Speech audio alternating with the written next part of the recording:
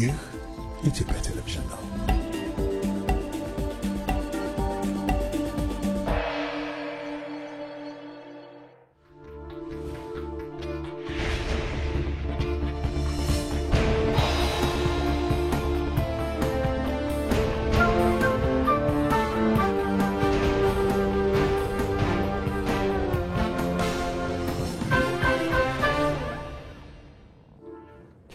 ጥቅምት 17 2018 ዓ.ም ተራስልኝ እንደምናመሻቸው የኢትዮጵያ ቴሌቪዥን ነው። ኢቲቪ 57 ነው 3ኛ ክፍል ላይ ደርሷል። ዋና ዋና ጉዳዮችን ላስታውቃችሁ። የኢትዮጵያ የለውጥ ስራዎች ለጎረቤት ሀገራትም የተረፉ ናቸው ሲሉ ምክትል ጠቅላይ ሚኒስትር ተመስገን ጥሩነህ ተናገሩ።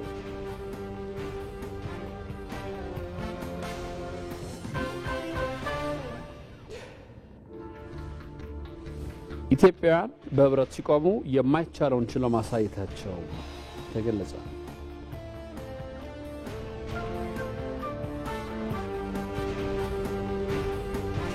በምስራቅ ወለጋ ዞን የሰፈነው ሰላም ለግብርና ስራችን ምቹ ሁኔታ እንደፈጠረላቸው አርሶ አደሮች ገለጹ።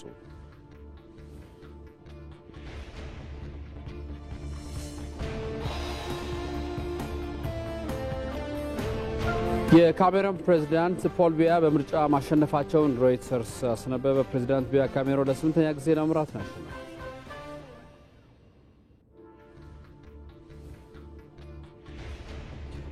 የሲቢ የኢትዮጵያ ፕሪሚየር ሊግ 3ኛ ሳምንት ነገ ሲጀመር ባህር ዳር ከተማ ከኢትዮጵያ ቡና የሚያደርጉት ጨዋታ ይጠበቃል የሚሉት ዋና ናቸው።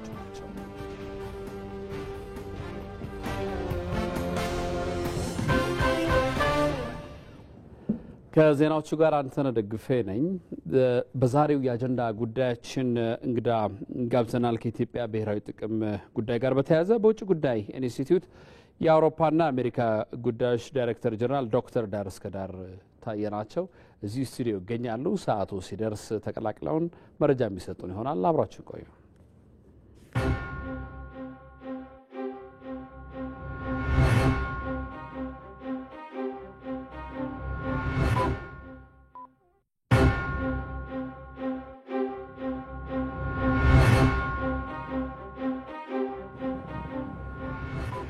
ጠቅላይ ሚኒስትር አብይ አህመድ በነገው ዕለት ከሕዝብ ተወካዮች ምክር ቤት አባላት ለሚቀርብላቸው ጥያቄዎች ምላሽና ማብራሪያ ይሰጣሉ።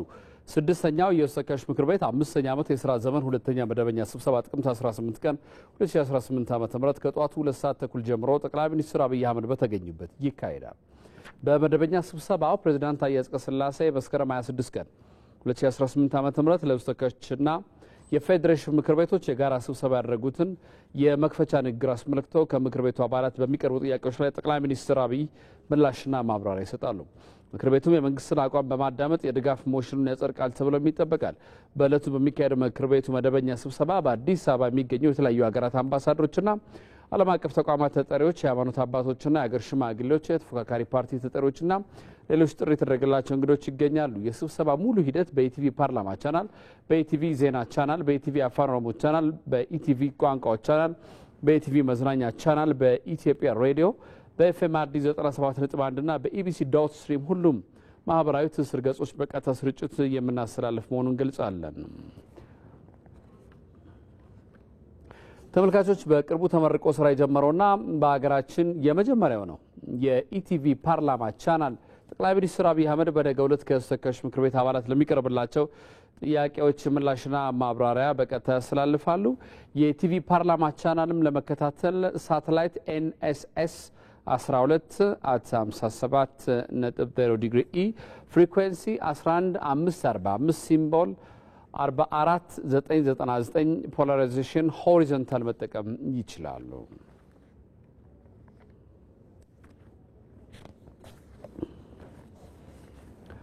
1800 ሜጋዋት የማመንጨት አቅም ያለው የኮይሻ ኃይል ማመንጫ በኢትዮጵያ አጠቃላይ ኃይል ፍልሰት ላይ ትርጉም ያለው ለውጥ የሚያመጣ መሆኑን ጠቅላይ ሚኒስትር አብይ አህመድ ገለጹ።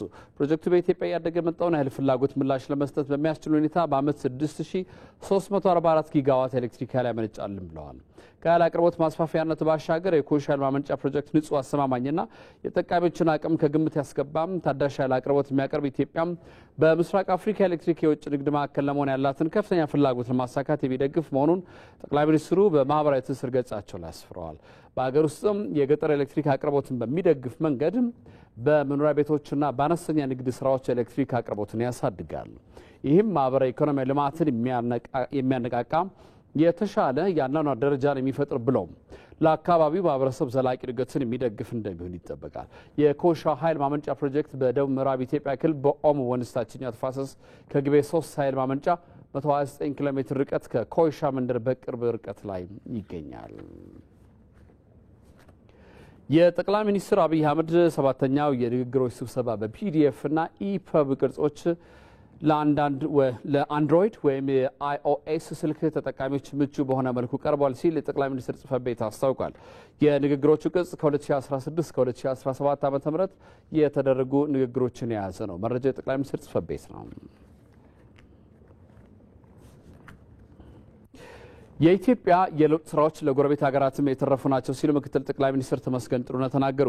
ምክትል ጠቅላይ ሚኒስትሩ ሁለተኛው የኢትዮጵያ ውሃና ኢነርጂ ሳምንትን አስጀምረዋል። አሸናፊ እንዳለ ተጨማሪ አለው።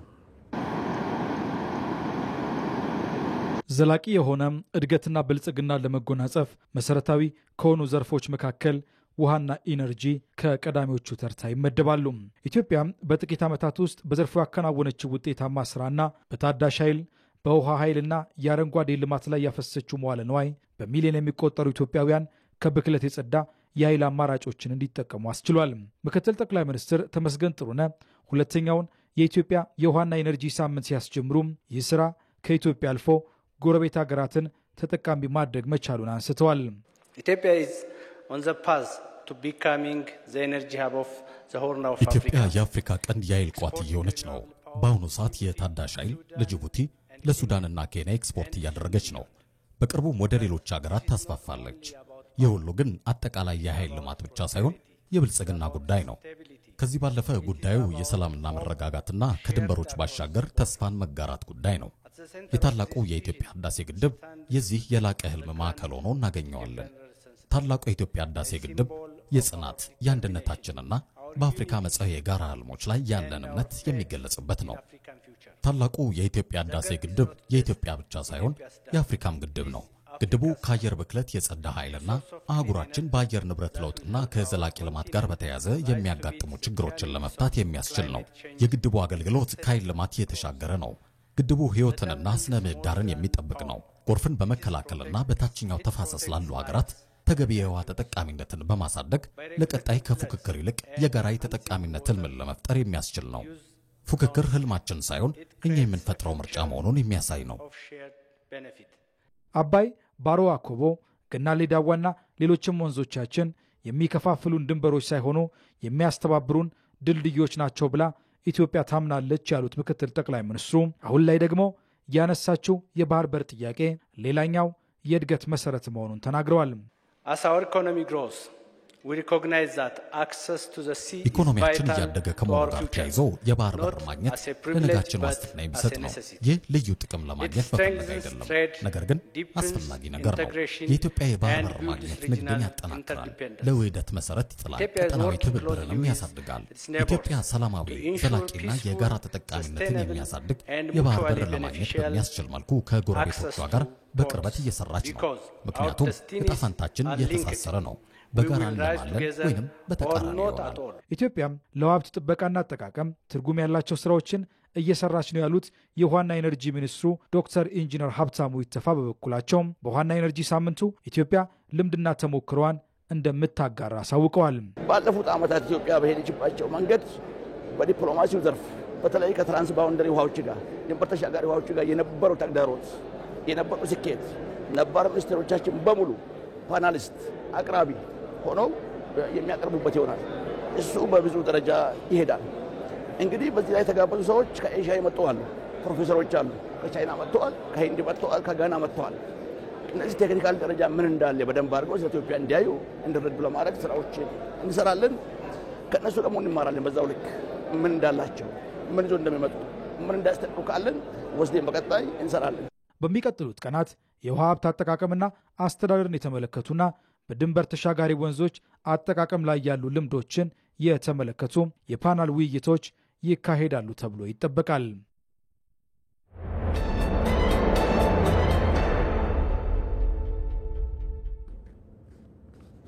በአጀንዳ ወደምናየው ጉዳይ እናመራለን። ኢትዮጵያን በህብረት ሲቆሙ የማይቻለውን ችለው አሳይተዋል። የተፈጥሮ ሀብትም የልማት ድሃ የሆነበትን የቁጭት ታሪክ ለመቀየር ዜጎች ህብረታቸውን ጠብቀው ሊሰሩም ይገባል ተብሏል። ንብረቴ ተሆነ ተጨማሪ አለው። ኢትዮጵያዊነት ደግሞም ህብረ ብሔራዊ አንድነትን ባከበረ መንገድ በጋራ እንድንተጋ፣ እንድንለፋ፣ እንድንሰራ፣ ለብልጽግናችን እንድንቆም በታላቅ ትህትና ጥሪዬን ላቀርብ እፈልጋለሁ። ኢትዮጵያ መልኳ ብዙ ነው፣ ባህሏም የትየሌሌ፣ በህብረት የደመቀች፣ አንድነት የጠበቃት፣ የጥቁር ዘር ሁሉ የነጻነት ምልክት፣ የታሪክም ሀብታም ሀገር ናት። ልዩነቷ ውበቷ መሆኑን የዘነጉ አንድነቷንም የተጠራጠሩ ሊወሯት ሞክረዋል። ኢትዮጵያውያን ግን ለጋራ ግባቸው በአንድነት ቆመው በጠላቶች ፊት ገዝፈው ታይተዋል። ለዚህ ማሳያው ታላቁ የአድዋ ድል ነው። ድርድር አያውቅ ባገሩ ጉዳይ ኢትዮጵያውያን ብዝሃነታቸው ሸክም ሳይሆንባቸው በህብረት ኖረዋል። ይህ የኢትዮጵያውያን የአንድነትና የህብራዊነት ታሪክ ዛሬም የሚታይ ነገም የሚቀጥል ነው። ኢትዮጵያ በቁጥር የበረከቱ ፈተናዎች ገጥመዋት ያውቃሉ። ዜጎቿ ግን በመደመር ጸንተው እንድትታፈር አድርገዋታል። ኢትዮጵያ በዜጎቿ ህብረት የማይቻለውን ችላ አሳይታለች። በህብረት ጠላቶቿን ሁሉ ድል መታለች። ቀደምት ኢትዮጵያውያን በህብረታቸው የቅኝ ገዢዎችን ቅስም ሰብረዋል። የመደመር ትውልድ ደግሞ በአንድነት ቆሞ አባይን ገድቦ አሳይቷል። ጥቁሮች እንደምንችል፣ ጥቁሮች እንደምናሳካ በጥቁር ዘር ታሪክ የመጀመሪያው ታላቅ ሥራ ህዳሴ ነው። ኢትዮጵያ በራሷ መልክ ትታወቃለች። የቋንቋዎች መለያየት ዜጎቿን ከመግባባት አላገዳቸውም። በቁጥር የበረከቱት ባህሎችም የሀገር ጌጥ ናቸው። በኢትዮጵያ ማዕቀፍ ውስጥ የጋራ ታሪክ፣ የጋራ ባህል፣ የጋራ ውርስ፣ የጋራ መስዋዕትነት ስላለ ያደገ ማንነት ስለሚሰጠን ከግል ከአንድ አካባቢ ፍላጎትና መሻት ባሻገር በኢትዮጵያዊ መሻት በጋራ መቆም ለሁላችን ክብርና የላቀ ስለሆነ በኢትዮጵያዊነት ደግሞም ህብረ ብሔራዊ አንድነትን ባከበረ መንገድ በጋራ እንድንተጋ፣ እንድንለፋ፣ እንድንሰራ፣ ለብልጽግናችን እንድንቆም በታላቅ ትህትና ጥሪዬን ላቀርብ እፈልጋለሁ። የኢትዮጵያን ዝቅ ብሎ መታየት የሚፈልጉ ኃይሎች በየዘመናቱ እየተነሱ ጦር አንስተውባታል። ዜጎችንም ለመከፋፈል በገፍ ዘምተው ያውቃሉ። ኢትዮጵያ ግን ዜጎቿ በህብረት ያቆሟት ሀገር ናትና የምትታወቀው በድል አድራጊነቷ ነው። ጠላቶቿ ድል የማያደርጓት ገፍተውም የማይጥሏት ኢትዮጵያ ጽኑ ሀገር ናት። የጽናቷ ምንጭ ደግሞ የዜጎቿ ህብረት ነው። ዘመናትን ያስቆጠረው የኢትዮጵያውያን አንድነት ዛሬ በመደመር ሳቤ አዲስ አቅምና ጉልበት አግኝቷል። ኢትዮጵያ ህልሞቿን ወደ ተግባር፣ ራዕይዋን ወደ ድል እየቀየረች ያለች ሀገር ናት። የትላልቅ ወንዞች ሀገር ሳይሆን በትላልቅ ወንዞቿ ታሪክ ወደ መስራት ተሸጋግራለች። እንደ አባይ ከተደመር በህብረ ብሔራዊነት አብረን በአንድ ቦይ መጓዝ ከመረጥን፣ ሰላምን ካስቀደምን ኢትዮጵያ በዓለም መድረክ ታላቅ ሀገር ሆና ብልጽግናን ለልጆቿ ማሸጋገር እንድትችል እያንዳንዱ ዜጋ አላፊ መሆኑን ተገንዝቦ የማያልፍ ታሪክ፣ የማያልፍ አሻራ፣ የማያልፍ የተግባር ሥራ ሰርቶ ማለፍ እንዲችል ጥሬን ማስተላለፍ እፈልጋለሁ። የገዘፈ ታሪኳን የሚመጥን ትልቅ አገር ለመሆን ጉዞ ጀምራለች። ኢትዮጵያውያን አይበገሩም፣ ይተባበራሉ፣ ማስቆም የሚቻሉ ህዝቦች አይደሉም፣ ድል አድራጊዎች ናቸው የሚሉ ድምጾችም መሰማት ጀምረዋል። ኢትዮጵያ የተፈጥሮ ሀብታም የልማት ድሃ ሆና የቆየችበትን የቁጭት ታሪክ እየቀየረች ነው። ሆኖም በኢትዮጵያ የመፍጠርና የመፍጠን ጉዞ ላይ እንቅፋት ለመሆን የሚሞክሩ ኃይሎች አሉ። ኢትዮጵያውያን ግን ለዘመናት በሚታወቁበት አንድነትና ህብረት ይታገሏቸዋል። ኢትዮጵያውያኑ ተደምረው የትውልድን ጣጣ ያቃለለውን ታላቁ የህዳሴ ግድብ አሳክተዋል። ጋዝን በማውጣት ተፈጥሮ ያደላቸውን ሀብትም መጠቀም ጀምረዋል። ይህ የመደመር ትውልድ ከወደብ አልባነት ወደ ባህር በር ባለቤትነት የሚደረገውን ጉዞም አስጀምሯል። ይህን የሀገር ህልም ከግብ ለማድረስ ትላንት የምንታወቅበት፣ ዛሬ የምንተገብረው፣ ነገም የምናስቀጥለው ወርቃማው ህብረታችንና መደመራችን በእጅጉ ያስፈልገናል። የአብሮነት ባህልን እንዲሁም ሐሳብን ማክበርና ማስተናገድ በሰላም አብሮ ለመኖር መሰረት ነው። ኢትዮጵያንም ለዘመናት የዘለቀ አብሮ የመኖርና የመቻቻል ታሪክ ባለቤቶች ናቸው። በአንድነት የሚቆሙበትና የሚተባበሩበት በርካታ ሀገራዊ እሴቶችም አሏት። ይህ ያልደበዘዘው በደም የተጋመደ አብሮነት ጠንካራ ህዝቦችም አድርጓቸዋል። ይህ የጠነከረው አብሮነትስ እንዴት ይገለጻል? ሀብታሙ ተክለስላሴ ያዘጋጀው ዘገባ አለ።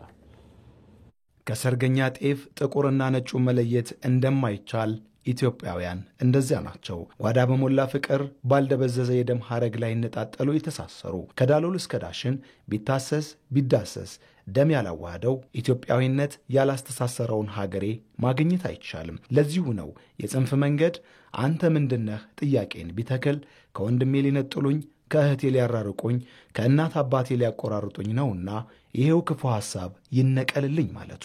ሰዎች እንደዚህ ይቆጥሩና 7 ይደርሱና ወይ 8 ይደርሱና somewhere ነው ትሬስ የሚያደርጉት ገብቶላል። እዛ የለም ይቆጥሩና እዛ። ስለዚህ በቃ እንዲህ ነው፣ ጥልፍልፎች ነው። የሆነ ደረጃ ሲደርስ የሆነ ስም ታገኛለህ፣ የሆነ ዘር ሐረግ ታገኛለህ።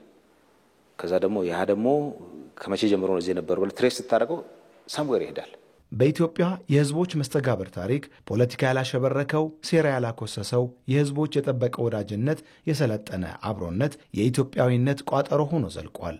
ይህ እንደ ሰው አንዱ ለሌላው ከማዘን በላይ ወንድሜ እህቴ የሚባባልበትን አውድ አምጥሯል። ከአብሮነትም ወንድም እህትነትም የሚሻገረው የኢትዮጵያውያን በደም የመጋመድ የአንድ ቤተሰብ አካልነት በታሪክ ውስጥ በተናጠል በሚወሱት የየአካባቢዎቹ ስልጣኔዎች ሳይቀር አንዱ ያለ አንዱ ይቆም እንዳልነበረ ታሪክ ይነግረናል። ለምሳሌ የአክሱም ስልጣኔ ውስጥ በጣም ብዙ ህዝቦች ነበሩ። የሮሃ ስልጣኔ ውስጥ የጎንደር ስልጣኔን፣ የሸዋ ስልጣኔን፣ የጅማ ስልጣኔን፣ ወደታች ብትሄድ የከፋን፣ የዳውሮን ስልጣኔ፣ የጉራጌን፣ የሐረሪን፣ አፋርን፣ ወደ ምስራቅ ስትሄድ የሶማሌ፣ እነዚህን ሁሉ ህዝቦች ስልጣኔ ውስጥ ብትሄድ የሌላ ህዝብ አስተዋጽኦ የሌለበት የለም። የሌላ ህዝብ አስተዋጽኦ አለበት። ኢትዮጵያውያን በክፉ ቀን አንድ ሆነው ተደምረው ቆመው መከራና ስቃይን ተጋፍጠዋል። ቀየውን ደስታ ሲያረብበት ደግሞ በጋራ ፍሪዳ ጥለው ሐሴትን አጣጥመዋል። አንዱ ሲቆስል እኔን ማለቱ፣ አንዱ ሲነካ የሱ ደም የእኔ ነው ብሎ መነሳቱ፣ አንዱ ለጥቃት ሲጋለጥ እኔ እያለሁማ ብሎ መዝመቱ ነገሩ መልካም ግንኙነት ለማለት ብቻ የሚባል አብሮነት እንዳልሆነ ኢትዮጵያም ጠላቶቿም ያውቃሉ። ነገስታት በመካከላቸው ግጭት ቢነሳ ከህዝብ እንደወረሱት ሁሉ ጦር ማብረጃ፣ ጥል ማርከሻ መንገዳቸው ጋብቻ ነበር። የተጋባ የተዋለደ በደም የተሳሰረ በነፍስ አይፈላለግም። ነገሩ ራስን ማጥፋት ነውና ህዝብ ደግሞ ከመሪዎቹ ቀድሞ በኢትዮጵያ ጥላ ስር አንድ ሆኖ መኖርን መለያው ያደረገው ከትላንት በፊትም ነው። ኢትዮጵያውያን መወለድ ቋንቋ ነው ያሰኘ ከስጋነትም ያለፈ አብሮነትን ሲተክሉ የደም ትስስራቸው ተጨማሪ ግዙፍ ምክንያት ሆኗቸው ሀገር የተከበረች የታፈረችና የጸናች ትሆን ዘንድ የሚቻላቸውን አድርገው በአንድ ጥላ እንደከተመ ቤተሰብ በኢትዮጵያችን ታቅፈው ዛሬ ደርሰዋል። ይሄው የደረጀ ትስስር የማይነጥፍ መጋመድ በዚህ አልቆመም። በእናት ጓዳ ተወስኖም አልቀረም። ወሰን አልፎ ድንበር ተሻግሮ በጎረቤት አፍሪካውያን ምድርም የሚታይ እውነት ነው። ከኢትዮጵያ ውጭም ይወጣል። ስለዚህ አሁን እኔ በአጋጣሚ ታንዛኒያ፣ ኡጋንዳ፣ ሩዋንዳ አካባቢዎች ላይ የተወሰነ ልምዶች አሉኝና ሩዋንዳ ውስጥ የኢትዮጵያ እንትን ትሬስ የሚያደርጉ ሰዎች አሉ፣ የሚቆጥሩ ሰዎች አሉ። ታንዛኒያ ውስጥ እንትን የሚሉ አሉ። ኬንያማ ብዙ ነው። እዚህ ጅቡቲ ያው የምታውቀው ነው። ስለዚህ ኢትዮጵያውያን በደምም በባህልም የተጋመደ ህዝብ ነው። ወንድማማችነቱ በዛው ልክ ነው። ኢትዮጵያ ልዕልናዋ የታየው ኢትዮጵያውያን ተደምረው ጸንተው በቆሙባቸው ድንቅ ጊዜያት ነው። አብሮነትና ትስስራቸው ከደም የወፈረ ከብረት የጠነከረ ስለመሆኑ እልፍ ታሪኮች ምስክር ናቸው። ህብርም አንድነትም የታደልን እኛ የመደመር መንግስት እንደሚል የሚጠበቅብን ስለ ኢትዮጵያ አሰባሳቢው ላይ ቆመን ብልጽግናዋን ማረጋገጥ ነው። ኢትዮጵያ አሁን ላይ ለዘመናት የዘለቀው ከጎረቤት ሀገራት ጋር በጋራ ተጠቃሚነት ላይ የተመሰረተ ቀጠናዊ ትስስር መርሃን ይበልጥ ከፍ የሚያደርግ ምቹ ሁኔታ መኖሩን ምሁራን ይገልጻሉ። ከኢትዮጵያ አልፎ ለአፍሪካውያን ትልቅ ዕድል የፈጠረው የታላቁ ህዳሴ ግድብ ለቀጠናው ሀገራት ትስስር ተጨማሪ አቅም ሆኗል። ሙሉ ግርማይ ተጨማሪ አለው።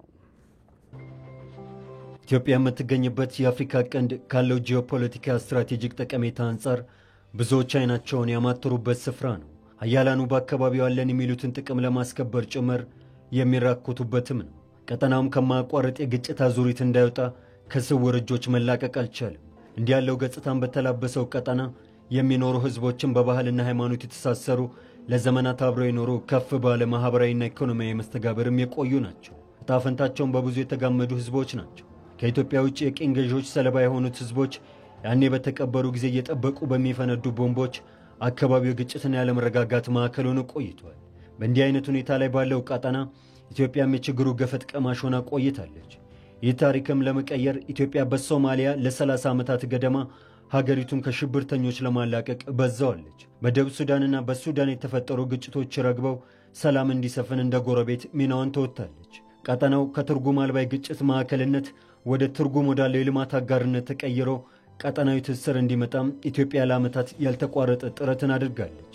ቅድሚያ ለጎረቤት ሀገራት የሚለው የውጭ ጉዳይ ፖሊሲዋም የቆመችበት መርህ ነው። ጎረቤትን ያስቀደመ በጋራ የመልማት አካሄዷም በንግድ፣ በባቡር፣ በነፃ የንግድ ቀጠና እንዲሁም በኤሌክትሪክ ኃይል ትስስር እየሰራቻቸው ካሉ ስራዎች ለአብነት የሚጠቀሱ ናቸው። መንግስት በውጭ ጉዳይ ፖሊሲው ቅድሚያ ለጎረቤት የሚለውን መርህ አጠናክሮ ይቀጥላል።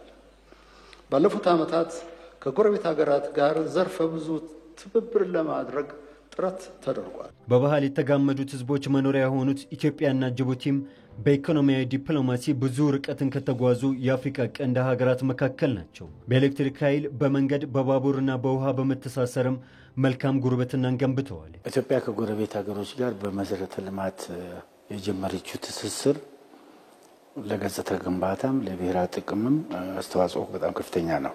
እንደምናውቀው ከጅቡቲ ጋር በምድር ባቡር ተሳስረናል። በመብራትም እንደዚሁ ከሌሎችም ጎረቤት ሀገሮች ጋር እንደዚህ አይነት ትስስሮች አሉ። ይሄ እየሰፋ ይሄዳል። ኬንያ ለዓመታት የጎለበተ ዲፕሎማሲያዊ ግንኙነትን ከኢትዮጵያ ጋር ያላት ሲሆን በቀጠናዊ ትስስር የተጀመሩ ስራዎች የሀገራቱን ትብብር ይበልጥ እያሳደገው መሆኑም የመሪዎቹ ቃል ነው። በታዳሽ ኃይል የኬንያና የኢትዮጵያ ትብብር ለቀጣናዊ ትስስር ተምሳሌት ነው።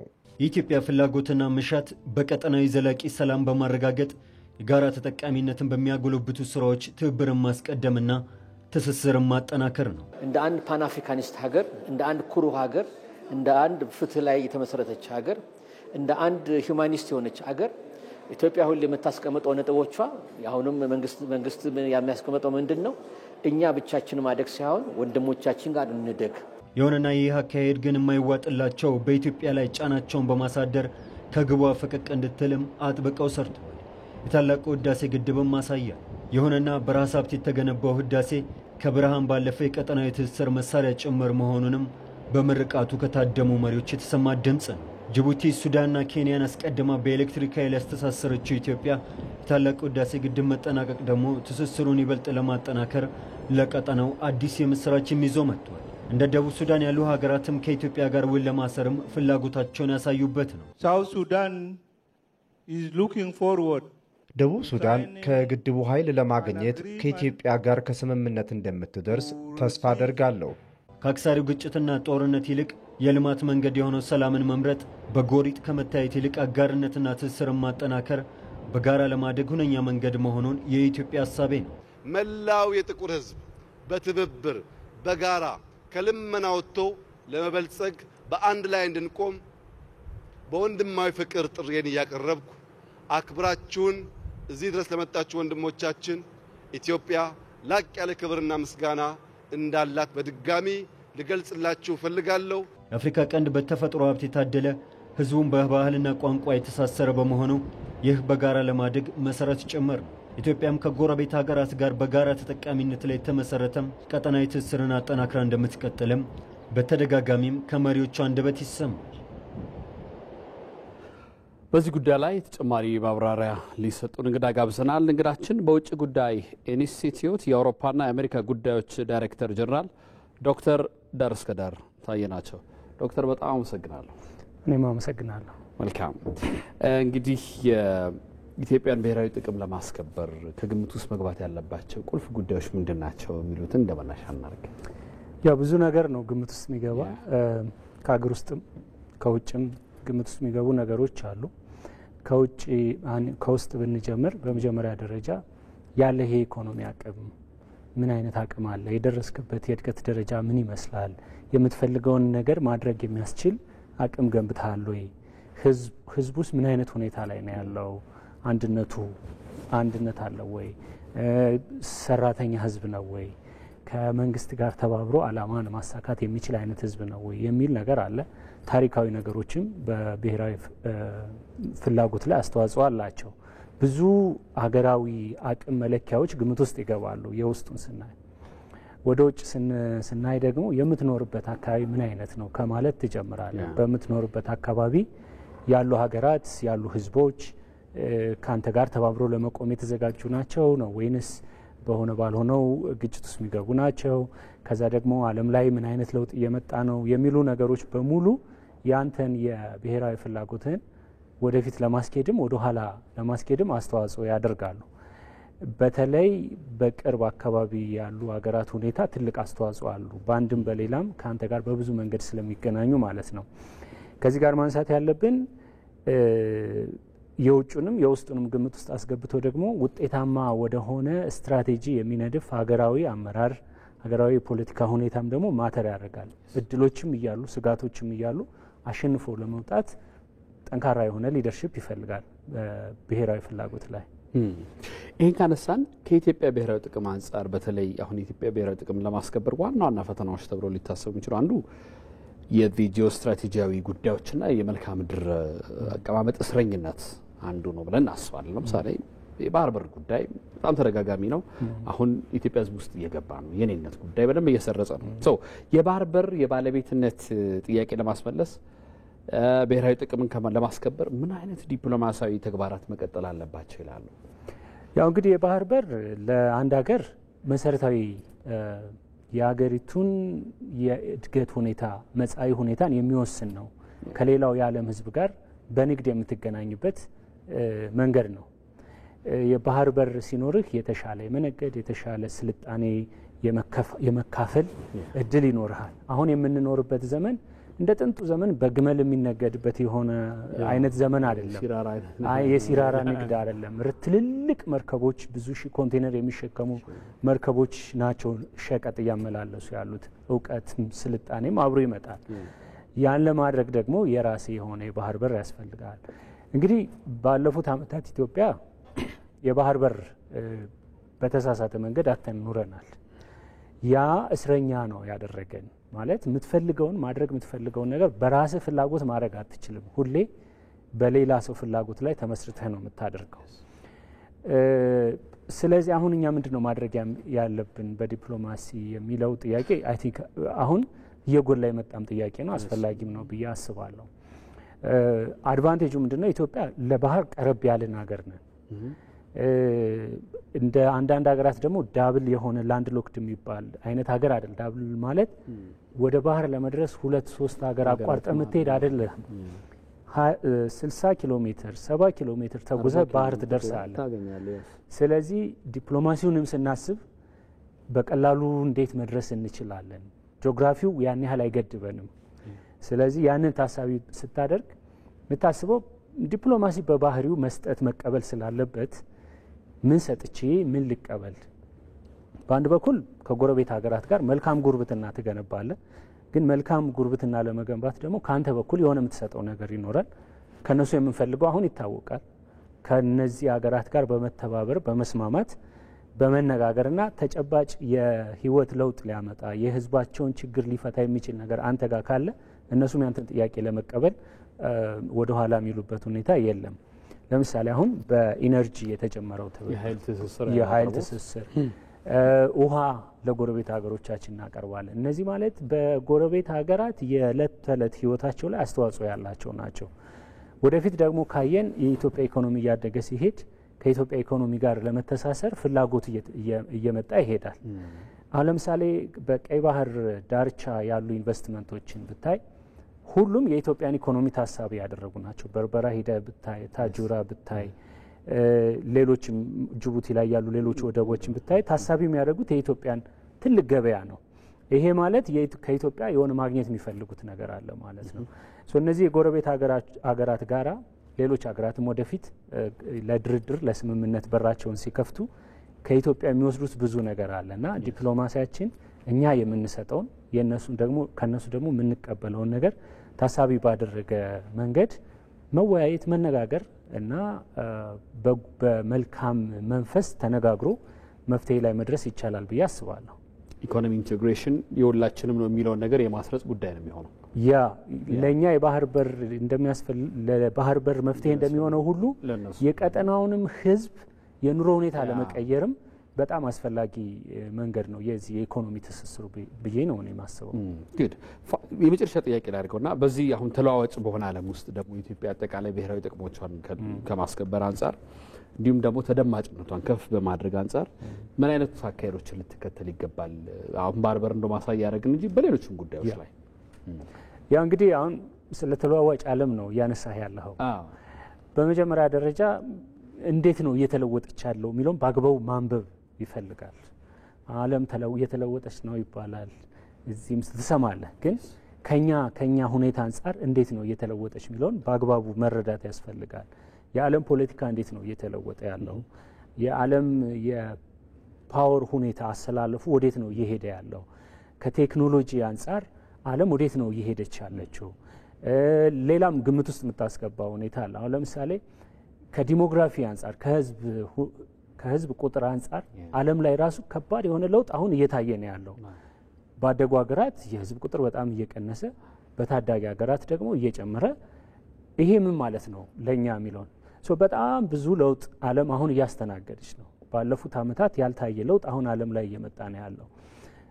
የስልጣኔ የልማት ማዕከል የነበሩ ሀገራት አሁን ወደ ማርጀት፣ ሌሎች ቀጠናዎች ደግሞ የልማት ማዕከል የስልጣኔ የፈጠራ ማዕከል ወደ መሆን እያዘነበሉ አሉ።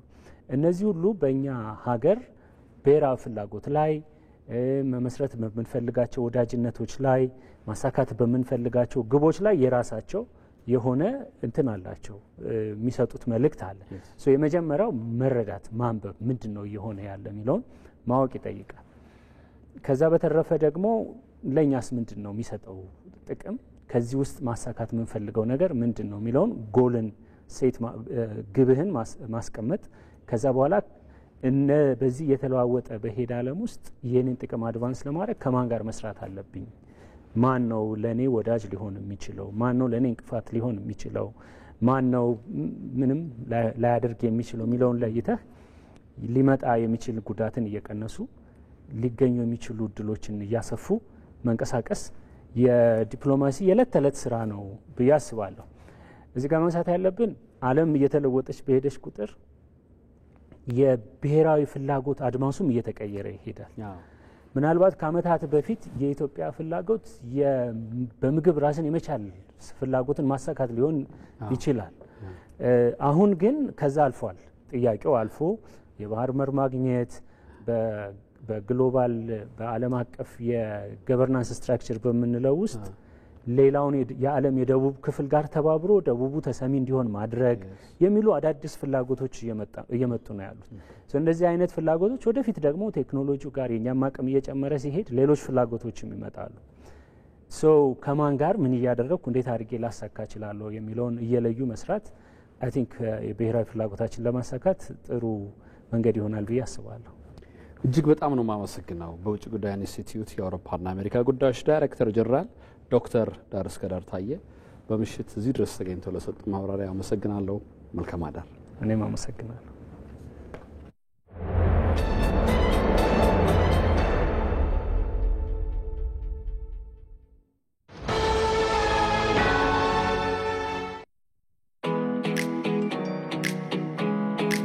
የቴክኖሎጂ ችሮታዎች ባደጉ ቁጥር ሰውን ለመጉዳት የሚጠቀሟቸውም ይበዛሉ። የዕለት ጉርሶንም ሆነ ለነገ ያሉትን አንጡራውን ከቀማኞች ለመታደግ ማስተዋልን ይሻል።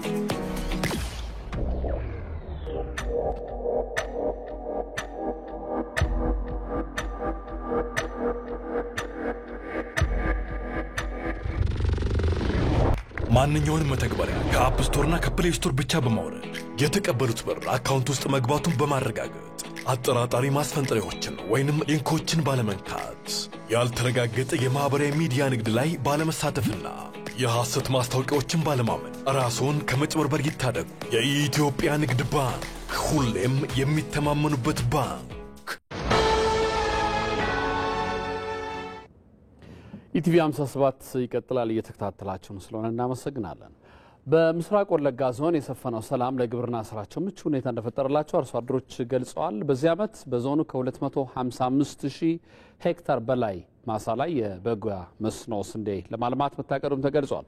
የምስራቅ ወለጋ ዞን ኮሚኒኬሽን ያደረሰን ዘገባ ወንደሰን አፈወርቅ ያቀርበዋል።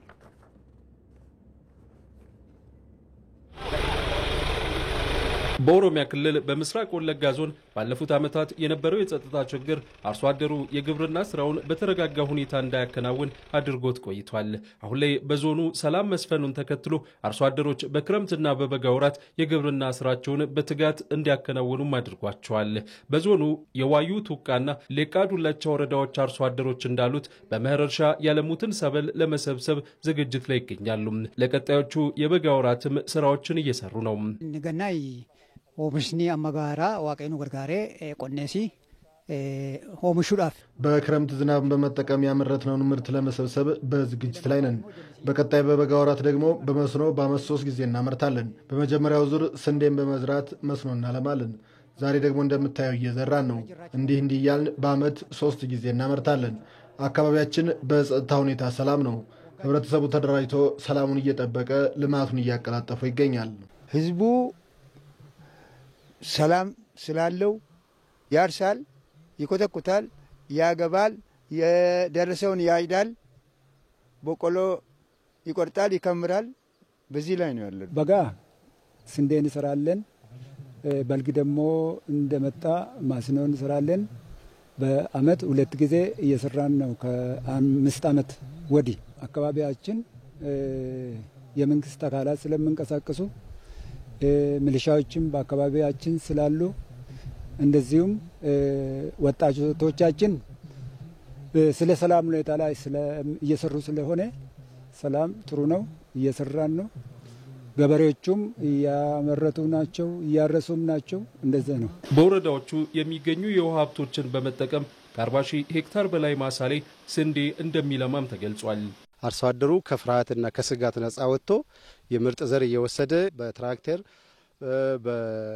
ባለው በሬ ወጥቶ እርሻውን እያረሰ ነው። ምርጥ ዘር እየወሰደ ነው። ግብአቶችን እየተጠቀመ ስለሆነ ባለንበት አካባቢ አሁን የጸጥታ ችግር የለብንም። እንደ አጠቃላይ 15,418 ሄክታር ለማልማት አቅደን እስከ ዛሬ የማሳ ዝግጅቱ 30% ላይ ደርሰን ነው ያለ ነው። እንደ አጠቃላይ ከ15,418 ሄክታር ላይ የምንጠብቀው ሰብል 617,000 በላይ እንጠብቃለን። የምስራቅ ወለጋ ዞን ግብርና ጽሕፈት ቤት ኃላፊ ደረጀ ነጋሳ በበኩላቸው እንዳሉት በዞኑ በኩታ ገጠምና በሌሎች የግብርና ቴክኖሎጂዎች ተደግፎ ከ255,000 ሄክታር በላይ መሬት ላይ የበጋ መስኖ ስንዴን ለማልማት ታቅዶ ወደ ስራ ተገብቷል።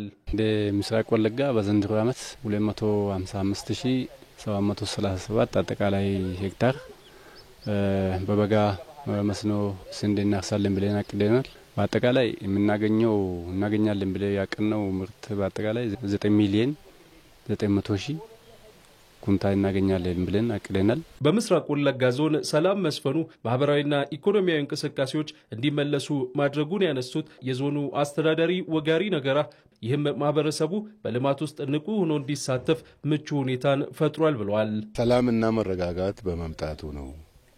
ሰላምና መረጋጋት እንደ ምስራቅ ወለጋ ከመቼውም ጊዜ በላይ የተሻለና እየተሻሻለ ነው የሚል ለማስቀመጥ ነው ማለት ነው።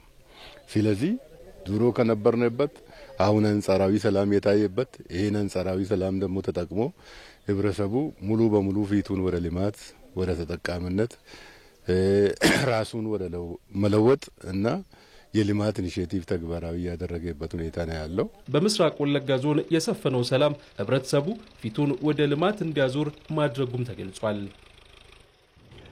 የኢትዮጵያ ኦርቶዶክስ ተዋሕዶ ቤተክርስቲያን ቅዱስ ሲኖዶስ ምልዓተ ጉባኤ ለቤተ ክርስቲያንና ለአገሪቱ ወሳኝ በሆኑ ጉዳዮች ላይ ውሳኔ በማሳለፍ መጠናቀቁን ቅዱስ ሲኖዶስ አስታውቋል። ሲኖዶሱ ከጥቅምት 11 እስከ 17 2018 ሲያካሄድ በነበረው ጉባኤ በ9 ጉዳዮች ላይ ነው ውሳኔ ያሳለፈው።